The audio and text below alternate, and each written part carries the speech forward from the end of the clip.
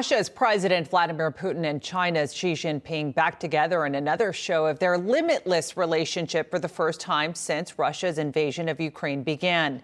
Here to discuss this is retired Air Force Brigadier General and Newsmax contributor General Blaine Holt and former National Security Advisor to the Trump 2020 campaign and president of the London Center for Policy Research, Lieutenant Colonel Tony Shaffer. Gentlemen, great to have both of you on the program today. We appreciate you being here. General Holt, I want to kick it off with you. How much longer can Vladimir Putin sustain his war effort in Ukraine? Well, it's great to be with you, and happy Constitution Day, Kilmeny. The truth is it's falling apart around his circle, but the Russians can suffer a really long time, and he still has serious energy cards to play with Europe that he intends to. What was interesting at the SCO was that he caught a lot of flack from Xi Jinping, both publicly and behind the scenes, and he caught a lot of flack from Modi of India. And so his normal support base seems to be eroding as well internationally. Yeah, Lieutenant Colonel Tony Shaffer, want to pick up on that point right there, which Sure. is, while China may not be assisting Russia with its war effort in Ukraine and finally expressing some skepticism over it, how do you see support from Beijing for Moscow? Well, Putin speaks very highly of it.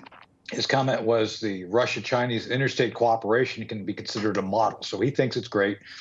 I think Xi took a step back and is a bit reticent because China is only going to act in its own interests. So at this point, I think because Putin has not been as clearly victorious as I think he'd like to be, that is Putin, there's some real reticence there. Now, is that an opportunity for us to step in, to do some more things to disrupt that relationship? Possibly.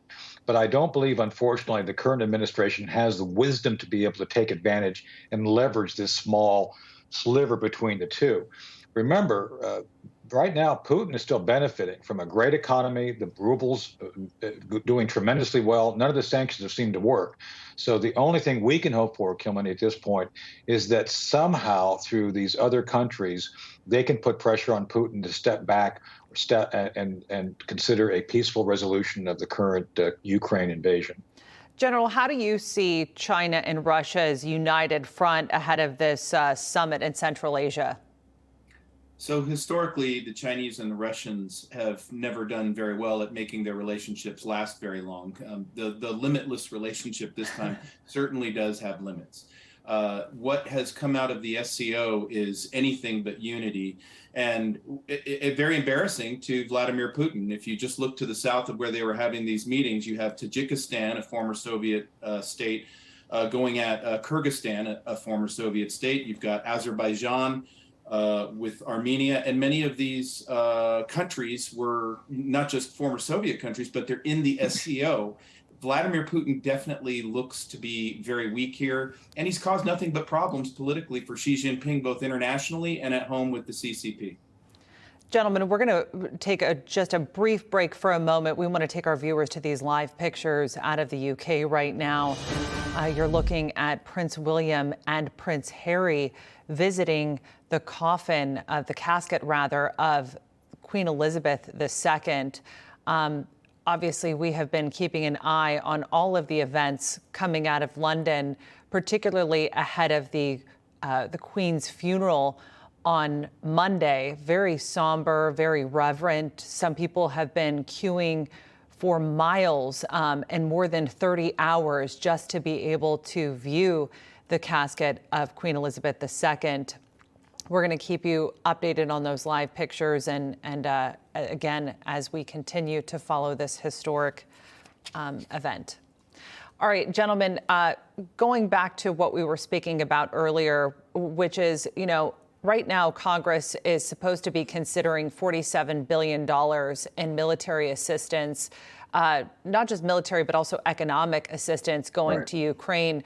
I guess we'll pick it up with you, Lieutenant Colonel Tony Shaffer. Where do you see yeah, exactly.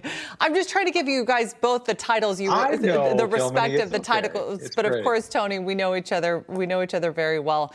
How much further does the U.S. need to go in making sure that Ukraine pulls out of this?